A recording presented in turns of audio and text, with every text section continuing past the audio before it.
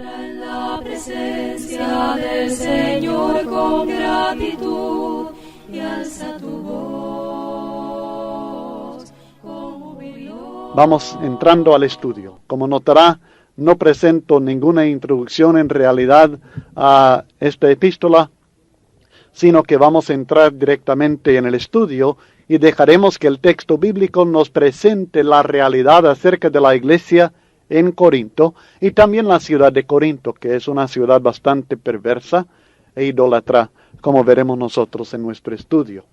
Pero manos a la Biblia y estudiamos lo que la palabra de Dios nos dice, comenzando en 1 Corintios capítulo 1, leyendo los primeros 3 versículos que contienen la salutación del apóstol Pablo a la iglesia en Corinto. Pablo, llamado a ser apóstol de Jesucristo por la voluntad de Dios, y el hermano Sóstenes, a la iglesia de Dios que está en Corinto, a los santificados en Cristo Jesús, llamados a ser santos, con todos los que en cualquier lugar invocan el nombre de nuestro Señor Jesucristo, Señor de ellos y nuestro. Gracia y paz a vosotros, de Dios nuestro Padre y del Señor Jesucristo. El escritor de esta epístola se identifica como Pablo, uno que fue llamado a ser apóstol. Por supuesto, sabemos que esto sucedió cuando él iba en el camino a Damasco para perseguir a los santos de Dios y luego en la ciudad encontró él también su salvación en Cristo Jesús, siendo bautizado para perdón de los pecados, para remisión, para lavar sus pecados, según Hechos capítulo 22 y el versículo 16. Y así fue que él, después de haber visto a Cristo personalmente en el camino a Damasco, luego recibió el mensaje del Evangelio, el bautismo para salvación, su sanidad y también la comisión de ser apóstol de Jesucristo. Uno que ha sido comisionado y enviado es un apóstol. En el caso de Pablo, él es apóstol de Jesucristo. El apóstol es uno que representa a la persona que le envió. Es un embajador. No tiene autoridad propia, sino que tiene una comisión. Es un enviado. Es uno que representa a otra persona. No se representa a sí mismo, no se presenta como la autoridad en la iglesia, como el jefe de la iglesia, como aquel que tiene discípulos, sino que él es aquel que presenta el mensaje, que representa la persona de Jesucristo. Y esta es la base de la autoridad con la cual él escribe esta carta a los Corintios. Él les recuerda en el capítulo 14 y el versículo 37, cuando habla acerca de los dones espirituales. Él dice que si alguno se cree profeta o espiritual, reconozca que lo que os escribo son mandamientos del Señor. Pablo no escribe en 1 Corintios su propia opinión personal. Lo que él presenta son mandamientos del Señor. Aún cuando en el capítulo 7 y el versículo 25 él dice: en cuanto a las vírgenes no tengo mandamiento del Señor, mas doy mi parecer como quien ha alcanzado misericordia del Señor para ser fiel. Su parecer es el parecer de un hombre inspirado, un hombre que habla por lo que el Espíritu Santo le da. Habla en base a la revelación que ha recibido por obra del Espíritu Santo y por inspiración también del Espíritu Santo, quien escoge las palabras que Pablo tenía que usar. Pablo en este caso no menciona su apostolado para gloriarse en ello, sino para establecer que lo que escribe es autorizado e inspirado por Dios. El que escribe es Pablo, uno que fue llamado a ser apóstol, no por su propia voluntad, sino, como dice el texto, por la voluntad de Dios. Pablo no se designó a sí mismo como apóstol, como hacen muchos modernos, porque hay apóstoles y apóstoles y apóstoles, pero designados por sí mismo, no por Dios. Pablo no fue escogido por la iglesia no dijo: este va a ser apóstol nuestro. No fue escogido ni siquiera por los demás apóstoles.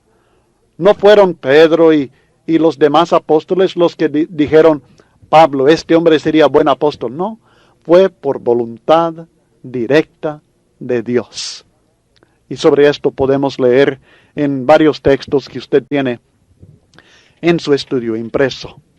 Pero no solamente Pablo está presente cuando se escribe esta carta, sino también el hermano Sóstenes. Él era acompañante de Pablo cuando escribió esta carta desde la ciudad de Éfeso.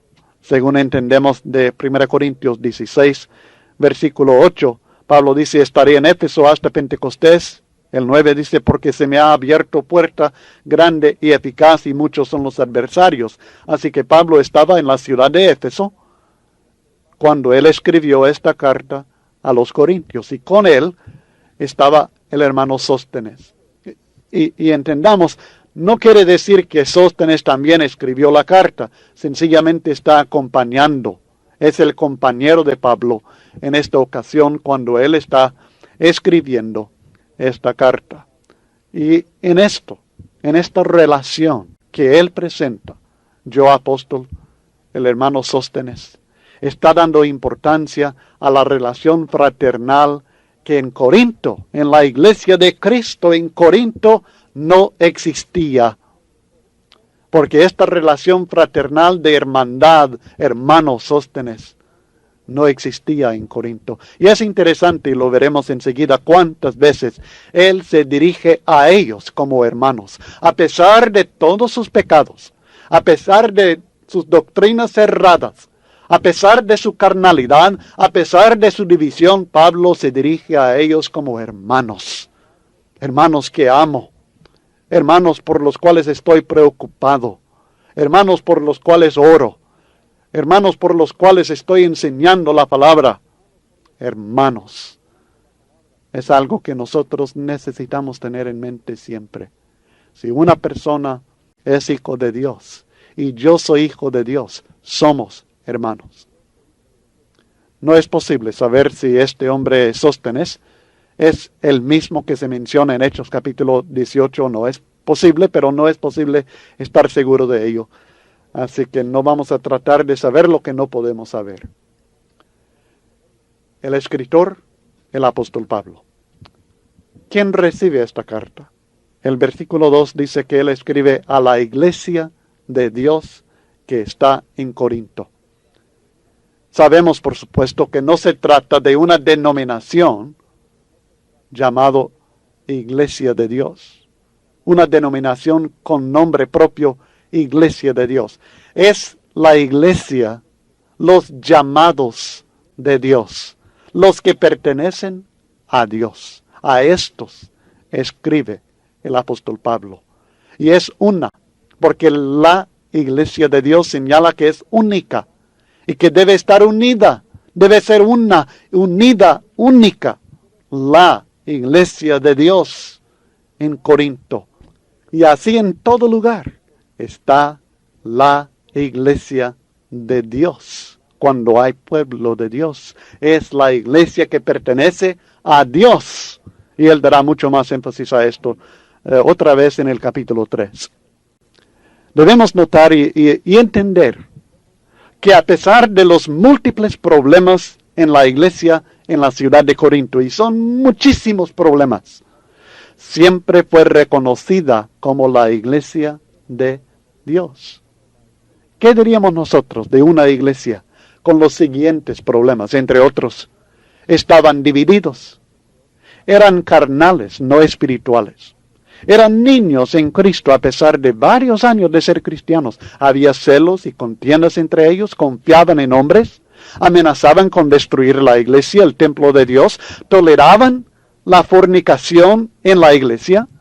Había litigios entre hermanos delante de los incrédulos. Cometían graves errores en la cena del Señor, no la practicaban correctamente, mal usaban los dones espirituales y tenían errores doctrinales sobre la resurrección de Cristo.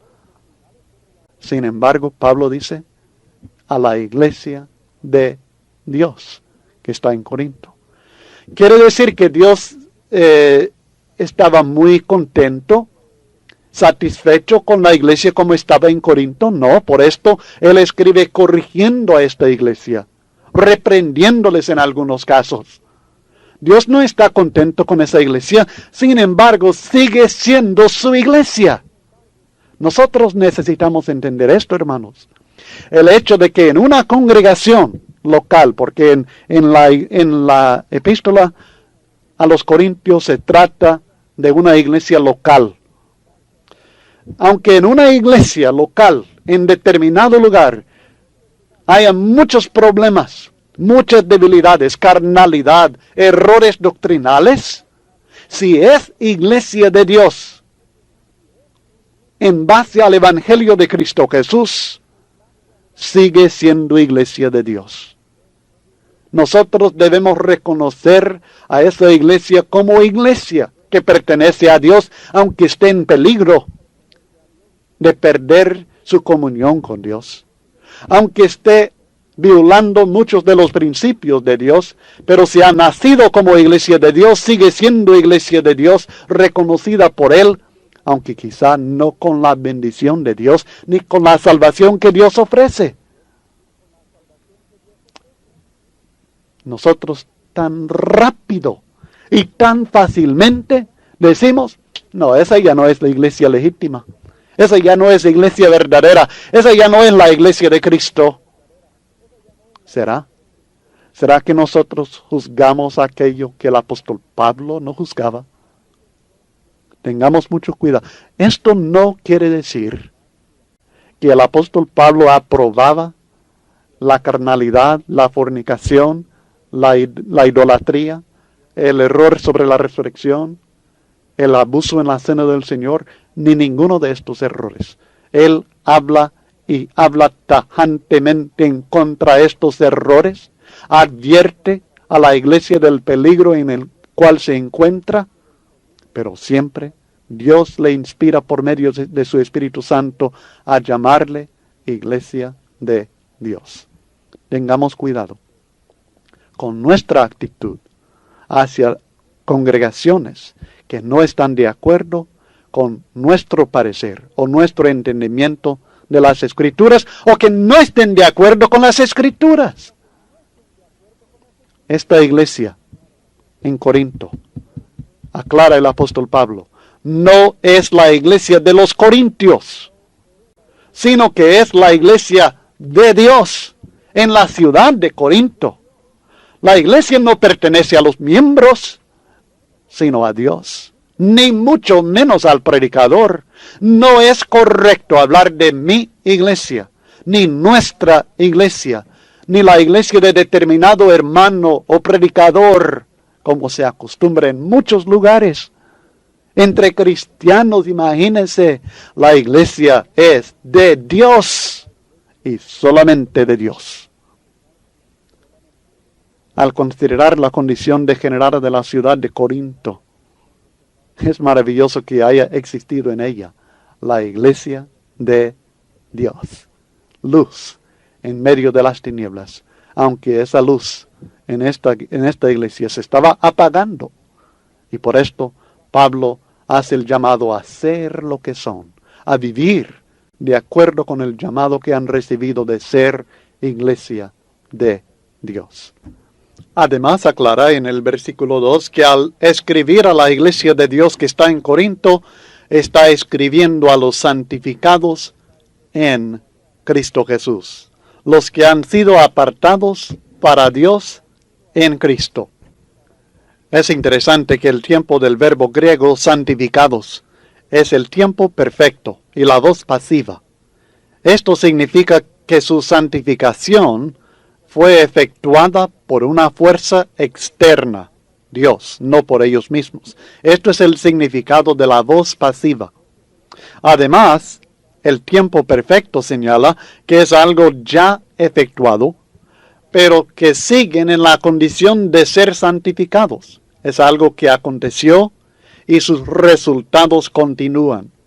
Ellos fueron apartados del mundo y del pecado y ahora siguen en el servicio de Dios. Siguen apartados del mundo para Dios.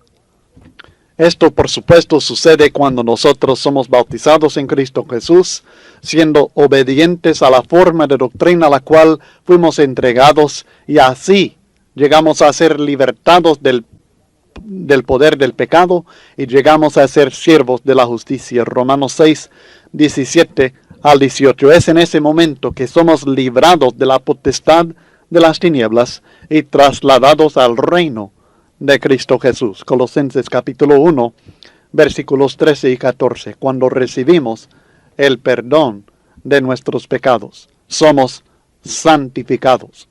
Cristo es nuestra santificación, dice el apóstol Pablo en 1 Corintios 1:30, y aquí dice que somos santificados en Cristo Jesús. Es en Él que nosotros recibimos esta bendición. Por supuesto, hay solamente 2 textos en toda la Biblia que nos enseña cómo entrar en Cristo, y son Romanos 6, 3 al 4 y Gálatas 3, 26 al 27, y en ambos casos dice que somos bautizados en Cristo. O sea que cuando somos bautizados, entramos en Cristo Jesús.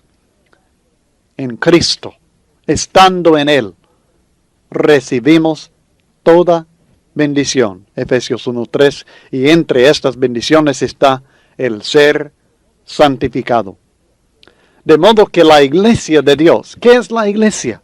La iglesia es los santificados en Cristo Jesús. Todos los miembros de la iglesia de Dios son santos. Luego el texto nos enseña quiénes son estos santos. Son todos los que en cualquier lugar invocan el nombre de nuestro Señor Jesucristo. Estos mismos son la iglesia. ¿Qué es la iglesia? Es los llamados de Dios. ¿Qué es la iglesia? Es los santificados en Cristo Jesús. Toda persona que ha sido santificado en Cristo Jesús es la iglesia del Señor.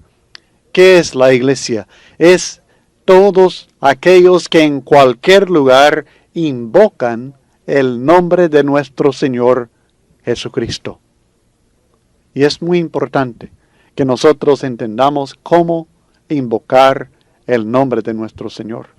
Cuando el apóstol Pedro está predicando en el día de Pentecostés, en Hechos capítulo 2, él promete, citando del profeta Joel, y todo aquel que invocare el nombre del Señor será salvo.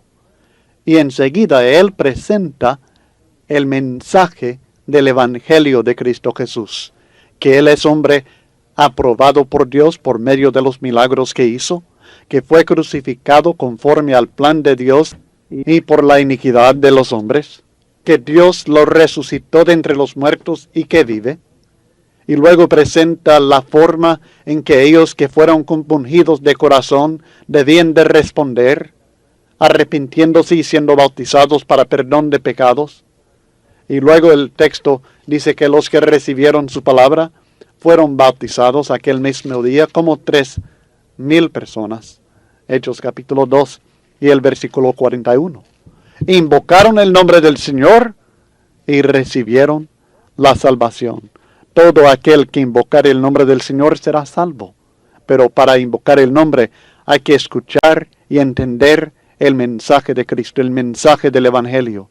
Hay que arrepentirse de sus pecados, hay que bautizarse para perdón de los pecados. Y así uno invoca el nombre del Señor. En Romanos capítulo 10, comenzando en el versículo 8, encontramos también la enseñanza acerca de invocar el nombre del Señor, en referencia al pueblo de Israel que no lo había hecho. Él dice en Romanos capítulo 10, comenzando en el versículo 8, mas ¿qué dice? Cerca de ti está la palabra, en tu boca y en tu corazón. Esta es la palabra de fe que predicamos, que si confesares con tu boca que Jesús es el Señor, y creyeres en tu corazón que Dios le levantó de los muertos, serás salvo. Porque con el corazón se cree para justicia, pero con la boca se confiesa para salvación. Pues la Escritura dice, todo aquel que en él creyere no será avergonzado, porque no hay diferencia entre judío y griego, pues el mismo que es Señor de todos es rico para con todos los que le invocan. Porque todo aquel que invocare el nombre del Señor será salvo. Acaba de enseñar que al escuchar el Evangelio deben creer y deben confesar con la boca que Jesús es Señor, creyendo en el corazón que Dios lo ha resucitado. Y luego promete que todo aquel que invocare el nombre del Señor de esta manera será salvo. Y luego explique en el 14, ¿cómo pues invocarán a aquel en el cual no han creído? Para invocar el nombre del Señor es necesario haber creído en Él. ¿Y cómo creerán en aquel de quien no han oído? Para invocar el nombre del Señor hay que oír de Él. ¿Y cómo oirán sin haber quien les predique? Y así sigue explicando la necesidad de predicar el Evangelio. Oyendo el Evangelio, creyendo el Evangelio y confesando su fe en Cristo con la boca, invocamos el nombre de nuestro Señor. Pero en Hechos capítulo 22, encontramos a Saulo de Tarso, quien había escuchado la voz de Cristo, le había visto, se había arrepentido de corazón, y sin embargo todavía no había invocado el nombre del Señor. Y Ananías le dice en Hechos 22:16, ahora pues, ¿por qué te detienes? Levántate y bautízate y lava tus pecados, invocando su nombre. O sea que Saulo, aunque había creído, aunque había confesado que Jesús es Señor, aunque se había arrepentido y manifestado este arrepentimiento 3 días sin comer ni beber, todavía no había invocado completamente el nombre del Señor, ni había lavado sus pecados, sino que esto lo hizo cuando fue bautizado. En 1 Pedro capítulo 3, versículo 21, otra enseñanza acerca del bautismo que también manifiesta la realidad que estamos explicando. El bautismo que corresponde a esto, es decir, el agua del diluvio, ahora nos salva. No quitando las inmundicias de la carne, sino como la aspiración de una buena conciencia hacia Dios por la resurrección de Jesucristo, invocando el nombre del Señor en el bautismo, apelando a Dios por medio de Cristo para que nos dé vida, para que nos perdone. De esta manera invocamos el nombre del Señor. No es como algunos dicen equivocadamente, que invocan el nombre del Señor sobre nosotros. Esto es lo que enseñan aquellos que dicen que debemos ser bautizados solamente en el nombre de Jesucristo. Es decir, dicen que el bautizador debe decir, yo te bautizo en el nombre del Señor Jesús. Según ellos, esto es invocar el nombre del Señor sobre nosotros. Pero el texto no enseña que deben invocar el nombre del Señor sobre nosotros, sino que nosotros debemos invocar el nombre del Señor. Apelar a Dios por medio de Cristo, creyendo en Él, confesando que Él es Señor, arrepintiéndonos y siendo bautizados para perdón de los pecados. Estas personas que son la iglesia de Dios, que han sido santificados en Cristo Jesús, que son aquellos en cualquier lugar, no solamente en Corinto, en todo lugar, en toda la faz de la tierra, los que invocan el nombre del Señor, estos son iglesia de Dios, estos son santos de Dios, estos han sido llamados, dice el texto, en 1 Corintios 1 y el versículo 2, estos han sido llamados a ser santos. Dios, cuando Él nos llama por medio del Evangelio, 2 Tesalonicenses 2:14, Él nos llama a la santificación. Nos llama a ser santos. Los corintios y todos nosotros debemos recordar no solamente que Dios nos ha santificado cuando nos perdonó nuestros pecados en el bautismo, sino también que nos ha llamado para vivir como santos. Una vida apartada de las inmundicias de este mundo, una vida diferente de la carnalidad del hombre natural, una vida espiritual y limpia. Es obvio del resto de la carta a los Corintios que ellos no estaban viviendo de acuerdo con el llamamiento que habían recibido. Ellos estaban viviendo conforme al hombre natural, el hombre carnal, conforme a sus propios pensamientos y deseos egoístas. no habían sido transformados en su modo de pensar y vivir. Habían sido apartados del pecado, sus pecados fueron perdonados en el bautismo, pero ahora no estaban viviendo, muchos de ellos no vivían en santidad. Habemos muchos miembros de la Iglesia de Cristo, de la Iglesia de Dios, en muchos lugares en la faz de la tierra, que han sido santificados en Cristo Jesús y que son parte de la Iglesia de Dios, que invocaron el nombre del Señor Jesucristo en el bautismo, pero ahora están respondiendo al llamado a ser santos porque Dios es santo. Están viviendo en santidad o sencillamente están confiados que están en la iglesia correcta, que fueron bautizados correctamente, que toman la cena del Señor debidamente, que cantan como deben y no viven en santidad. Fuimos llamados, mis hermanos, a ser santos. Los corintios necesitaban recordar el llamamiento que habían recibido de Dios. No era solamente para ser perdonados, santificados, sino para vivir en santidad. Hay algo más en este texto, en el versículo 2, que deseo que notemos, y es la frase con todos. Llamados a ser santos con todos los que en cualquier lugar invocan el nombre de nuestro Señor Jesucristo. Esto señala la unidad de todos los santos. El apóstol Pablo quiere que recuerden y que recordemos que somos parte de una gran hermandad por la gracia de Dios. Y en vez de dar importancia a nombres y hombres de este mundo, como hacían los corintios, y lamentablemente como siguen haciendo muchos religiosos, y me da pena decir no pocos cristianos, debemos invocar o apelar solamente al nombre del Señor de todo cristiano, Jesucristo. Porque si tenemos un mismo Señor, ¿no le parece que debemos unirnos en amor y obediencia a Él, olvidándonos de nombres y doctrinas humanas, aunque sean cristianos humanos? Los santos no son ciertos cristianos que han vivido una vida cristiana extraordinaria y sacrificial y que como resultado son reconocidos por autoridades eclesiásticas de la Iglesia como santos después de su muerte.